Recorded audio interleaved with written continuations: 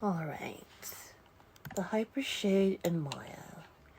So, let's first create a sphere. So we'll have something to apply material to. Then I'm going to go to a dual panel layout mode. That way I don't have a floating editor here. It's just easier for when you have only one monitor. And I think I want my Hypershade to be over here. So I'm going to go to the panel menu within this perspective panel here. Then go to panel and Hypershade. There. And these are our friends. Now, the Hypershade is where we color in Maya. And if you click on the favorites rather than this whole bounty of shaders here, this is like all the shaders and materials in Maya.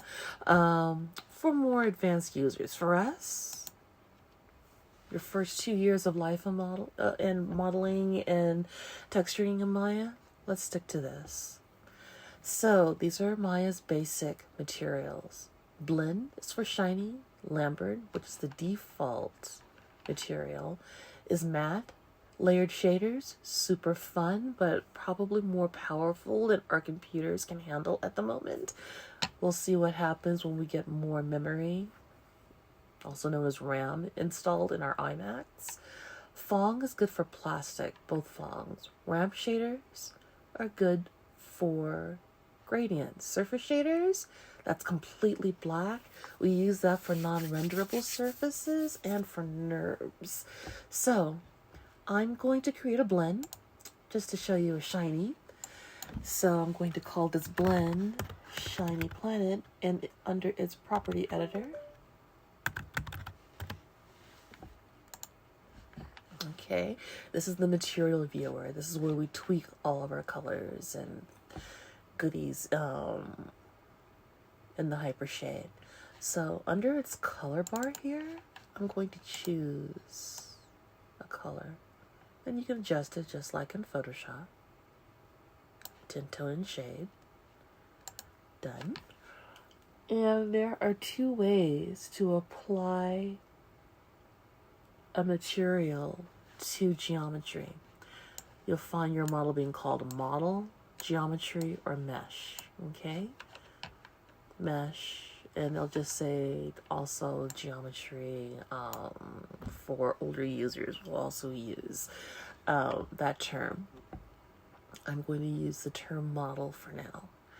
All right, now select the model, right click on the material, and then choose assign material to selection from the pick mask. There, and then we got our colors. Now you can't tumble in this view, so I am going to go up to panels, perspective, and choose persp for a camera. Now we can tumble. That's better. I'm going to press F just to tumble around the model instead of the world. Alright, so this is our shiny shader. Shiny blend. Now let's create another Lambert, which is a matte material. And this will be for our custom planet.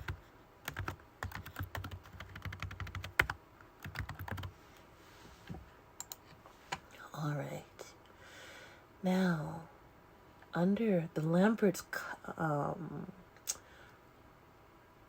common material attributes and color channel, instead of going to the color bar, I am going to go to its input module, which is this little checkerboard here. Clicking on the checkerboard, we're going to create a render node by going to File, and under the property editor and file attributes of that file, we are going to select image name and click on the little icon for directory so we can drill down into our folder hierarchy.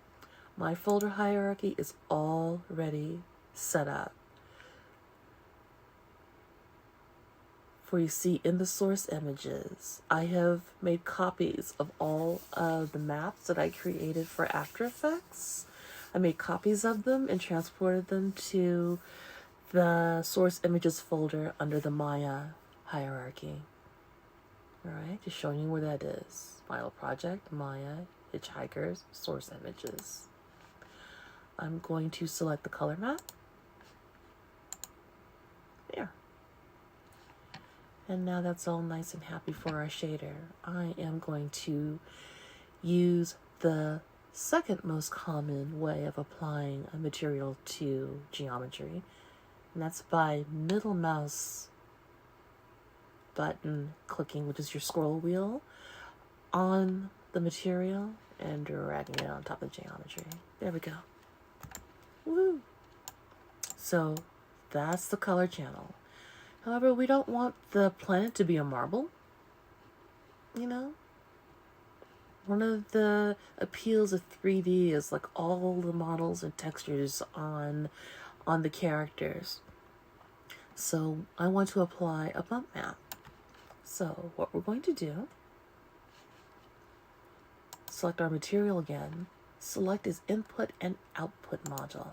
And I'm going to vie for some more real estate so we can see. Pull this up.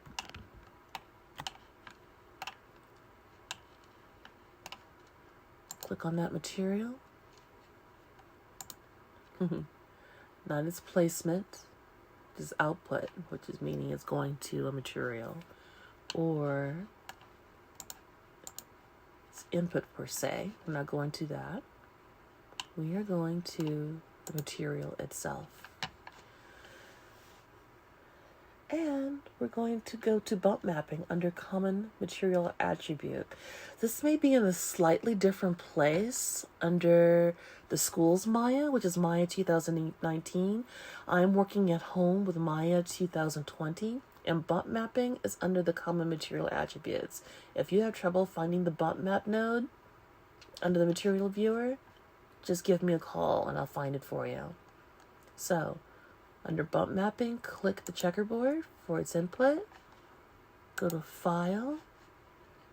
And then under that bump value, I'm going to go to its input nodule. Now you see this little arrow with the square here? That arrow, when it's on the far left, means input. The far right, output. And I'll show you what it looks like here in this panel. Okay, under the shader network panel. Okay, so inputs. Hold on. Select your material first. Input. That's everything that's going into that material. Like that color map that's here. And the file that's waiting to be placed, which is our bump map. The output, that's the material going to this geometry here. And all the code it's going to go and configure in order to go to the geometry there. So I want both. So input and output, both arrows. So we know where we're going. So, bump mapping, we can click here if we want. Or to reduce confusion, just go to the material. And go to bump mapping, click on its input node. Go under File Attributes, Image Name, click on the folder. And click on the bump PNG for this map. There. Get some more real estate here. And now we have a bump for this map. We can also reduce the amount of bump there. That's pretty darn bumpy. Get some more real estate here. Come on. Go with bump. And under bump depth, we can reduce it or increase it. I want to reduce it a bit. Kind of get into that happy middle ground. It's like one extreme to another. It depends on the black and white areas on the map itself.